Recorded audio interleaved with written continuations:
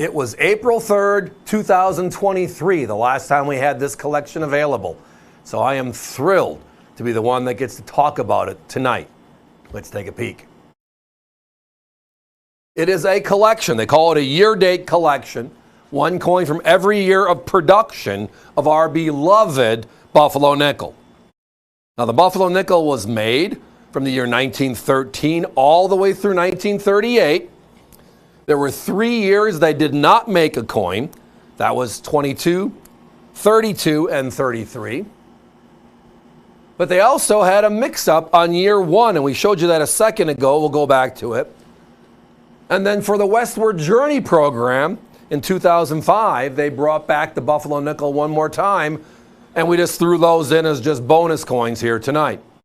So it was 23 years of production. 23 years they made the Buffalo nickel. There are 2 coins from year 1, making it 24.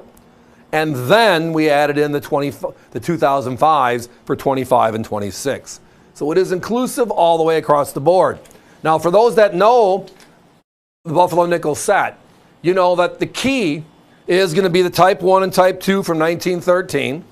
And then we're going right to, is it a real year-date set, or did you bypass the 31S? Because in 1931, they made only 1 coin. It was a San Francisco. And I can't tell you how many times I will find a 24 coin collection. And I'll find out that they only have one of the Type 1 and Type 2s, and they skip the 31S, and they added in the 05. They just leave out the good stuff, the real stuff. Now, this is the story of year 1. We have a very worn coin here. Yours will be much nicer. But we left this here to show you what happens. We create a coin, and the high point is where the word 5 cents is. So what happens? It wears off quickly in circulation, and then out of nowhere, we have the same debacle we had in 1883, which was the V-cent or Liberty cent, right? The Liberty nickel comes out, and we forgot to put the word cents on the coin. It was an omission error. Well, in 1913, the next new nickel, this Buffalo nickel, it wasn't an omission. They put the word 5 cents on the coin. Again, artistic was the idea at that time. Let's beautify our coins, realizing that, like many of the other designs that were out there, not necessarily strong and suited for circulation. So we changed it. So year 1, we have the mound that is worn off, like we saw in that 1 coin a second ago. And then we replaced it with what they call the straight line. And the word 5 cents was tucked underneath it. Now you're looking at a coin that was the Buffalo nickel of new, but it's also, we're showing you the front and the back, that front design of Jefferson facing right. The Jefferson nickel was introduced in 1938 and still being made today.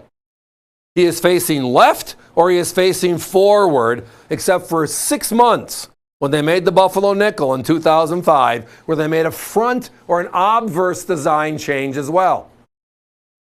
Possibly didn't know that. So again, here is the Type 1, Type 2. Shows it pretty cleanly and straightforward as to what happened and why they corrected it. The coin you'll get with the Type 1 will be legible on the word 5 cents. Not worn off, but we're, again, showing it here for a point. If you add up the first 6 coins, 1913 to 1918, my competition, coins in a capsule, so part of that first row, is at $274. We're at $199.95 for the 24 vintage coins, the 23 years plus the Type 1 and Type 2 combo.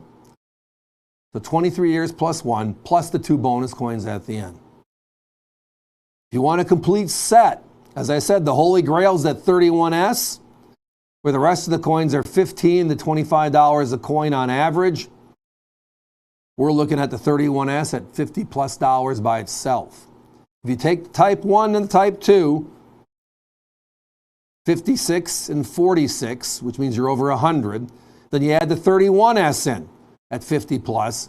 Those 3 coins come to over 150. Now, on top of it, all of our coins are encapsulated, as you see on your screen. They also come in that beautiful leatherette album which is the hottest thing out there right now. I understand why. I mean, I love the Danskos, I love the Whitman albums, but you got to pull the sleeves out. And based upon the collection you're building, downgrading your coins every time you open up the sleeve, because its wear across the surface of the coin isn't always the best. So the idea was, how do we solve that? Well, we have encapsulation. That solves it better than a flip, right? Well, now, what about where do we put these capsules? So this beautiful presentation was born. Each of them fits snugly into their place, making the whole collection available to be seen in one simple place. Guys, we got to put a 1-minute clock up, please. Lots of activity on the phones. We have a lot of Buffalo nickels by date and mint combination. We've had a couple of questions. What about, i.e. the 13Ds, the 13Ss, type 1, type 2s, as well as the other special nickels over time. So just got to give us a call, avccoins.com, and on the left-hand side, you'll see nickels. You might even see the Buffalo. You click that, that brings you right in. Now, 2 coins that are guaranteed to be in here, 4 coins that are guaranteed to be in here.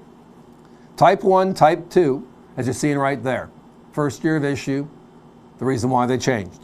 The 31S I referenced, because there's only 1 coin made in 31, it was a San Francisco. That has to be here, it's one of the keys. But also remember, the last year of issue was only a 1-year only coin, the 38D for Denver.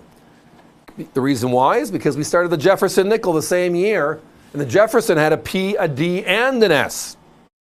So they only made 1 Buffalo. So it's a great storied series, only 23 years of production, 24 coins when you add in the type 1, type 2s. Competition's north of 500 when you add them all together. Look at our price tonight, $179.95 divided by encapsulated with presentation box. That's a great deal.